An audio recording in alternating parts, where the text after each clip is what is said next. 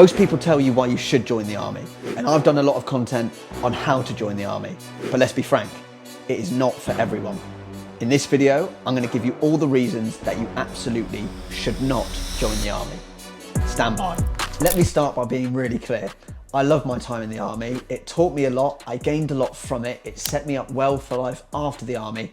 And I absolutely love what I do now in terms of helping people prepare as best as they can for their own military career. However, in my time, I was directly involved, as well as my chain of command, in discharging a lot of people from the military. We deemed them unsuitable for military service.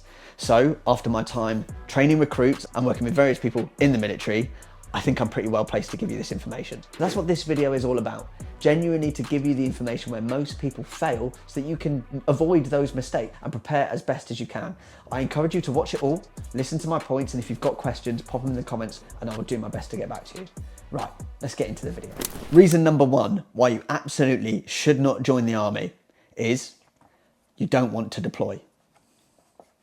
The aim of the game here is to serve on operations, and I actually was quite taken aback as my time as a platoon commander when we did deploy on exercise, on operations, whatever that was, at the amount of people that sometimes didn't want to go. Now, not directly in my platoon, but just in general. And I think it's a big mistake if you're joining the military with the idea of not deploying. That should almost be the thing that you want to do the most, because that's kind of where the job really starts. There are various parts of the army where you might not deploy in the same capacity as the infantry, let's say, but you need to be prepared to spend a significant time away from home. I speak with a lot of people on the phone now that have families, and I completely get their concerns. How long are they going to be away from home? How long are they going to be away from their children, their missus, and all of that stuff? And I get it, right? I totally understand the reservation. However, I do feel quite strongly that if you're joining the military, you should be prepared to spend a significant time away from home, because that could well happen to you and you're going to cause a lot of issues if you're not on board with it. Let's look at my career. When I started at Sandhurst, it's not a deployment in such, but you spend a lot of time in training where you can't access your phone and you have to leave your loved ones and all that type of stuff. You also then deploy on various exercises in the UK, which again, you don't have access to your phone. It's periods of time where you can't speak to anyone apart from in training itself. And then you deploy overseas a couple of times as well. Once I commissioned into the infantry, and then that meant that I went and did my phase 2 in Brecon. Now again, there's various deployments and most of them are in Brecon itself in Wales, so it's not exactly like you're a million miles away from home, but pretty much for 3 months straight, we were Monday to Friday in the field. No phone, not able to communicate with home, not able to communicate with girlfriends, whatever it was. It's no joke that a lot of relationships don't stand the test of the first few years in the military. Then once I'd got to battalion, I was a young lad, single, and keen to just deploy and experience as much of the globe that I wanted to. That was something I really wanted to achieve.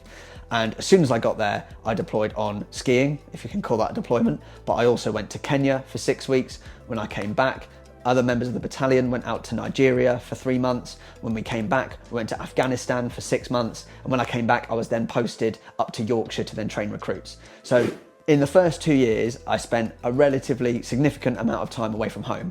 What's not included in that is all of the battalion level exercises that you will do as well. So my point here is that if you don't like the idea of being away from friends and family at all, and you want to join the army and not deploy, it's just not for you. And believe me, I had soldiers come to me to say that they didn't want to do that. And guess what? Most of the time we found that they were unsuitable for military service because it's a big part of the job. I am not saying that over time that can't change. There were definitely times I got deployed where I really couldn't be bothered to do it and I didn't want to go, but that just happens. Point number 2, you don't have a clear why. Right, without going too motivational on you and all that good stuff. What I mean here is you need to know why you actually want to serve.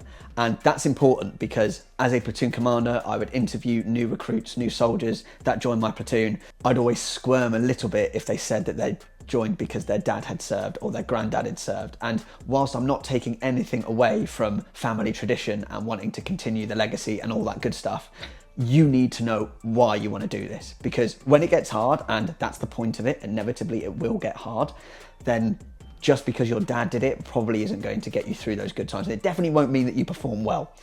Ideally, you want to join because you actually want to do the job. You actually want to do whatever it is you signed up to do, not just because your dad did it, right? So understand why. Now, what comes into this is more research. The more you research the potential roles, what happens after training, the more you can buy into exactly what's coming up, and that why becomes more and more. For me, I wanted to join the infantry. It was the sole reason that I joined the army. When I went to Sandhurst, I was offered to go to one of the corps because I didn't have a degree, and they would send me to university. And whilst that was quite attractive, it was relatively an easy decision for me because I didn't join to do that job. I joined to do one very specific job, which was be a platoon commander on operations. So once I'd done that, there's a big tick in the box for me, right? So my why was really clear. I just really wanted to lead soldiers in the most demanding situations. And fortunately, whilst it wasn't a big fighting tour, for me, I got to experience what that could be like. So big one for this one is like, just do your research, know why you want to join, and just be really like confirmed by it. Don't be put off by what other people say. If this is a job that you want to do, then 100% you should be able to do it. If that isn't clear, again, don't join. Before we get into this next point, I know that loads of people that watch these videos are veterans and have a wealth of experience. If you have any points that you want to mention, whack them in the comments section below. And also, if you are new to this journey and it is a bit new to you and you feel, I don't know, that the process is a little bit daunting, I started a Discord community. The link is in the description below. It's free to join. You can join there, whether you're a soldier, officer, whatever it is. And basically it's a place where you can find advice and get some accurate information on application processes, assessments, what life is really like, what you should prepare with. And there's a whole host of other people that are also going through the exact same process as you. So you don't need to do it alone. Okay, let's get into the next point. Okay, the third and final point for this video is very, very simple. Do not join the army if you are not prepared to face hardship. Being a soldier or officer is pretty demanding. It's not the hardest thing in the world, but it's definitely not easy.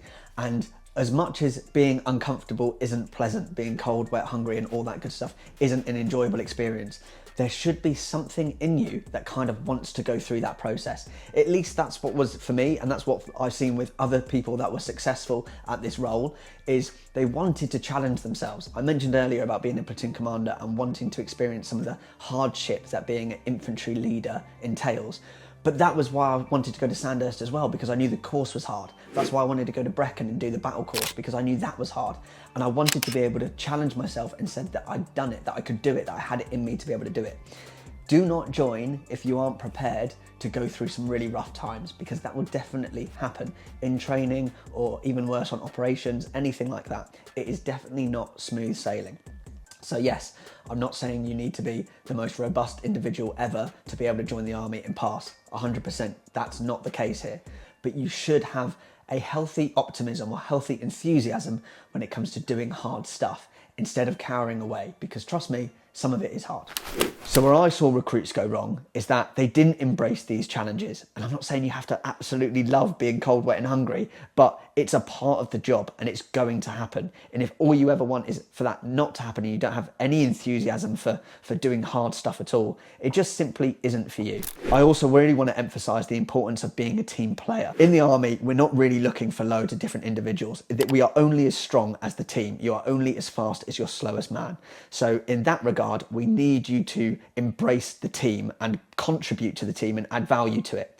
Look, when it's really, really shit, you're going to need other people to come around you and help get you through it. Everyone will go through different points throughout training, throughout their career, where they're just not performing very well and they need help from other people, and it will definitely happen to you too. So I really want to be clear on the fact that this is super important. Be willing to face hardship, but also with the fact that you need to be willing to be a team player and put the team above yourself, because ultimately that is what you have to do.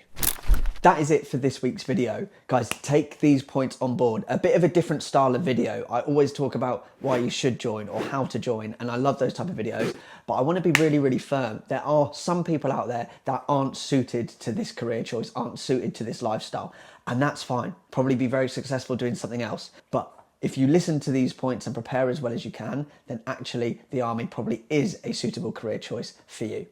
If you have any questions, put them in the comments box below. I'll do my best to help you. And also, if you are going through the process at the moment and you're finding it a bit daunting, in the description there is a link to the Discord community that I've created. It's free, it's full of advice and hundreds of other people that are going through this process as well, so you don't have to do it alone. Feel free to ask questions in there or in the comments. Click like, click subscribe, all that jazz, you know the score, and I'll see you next week with a brand new video.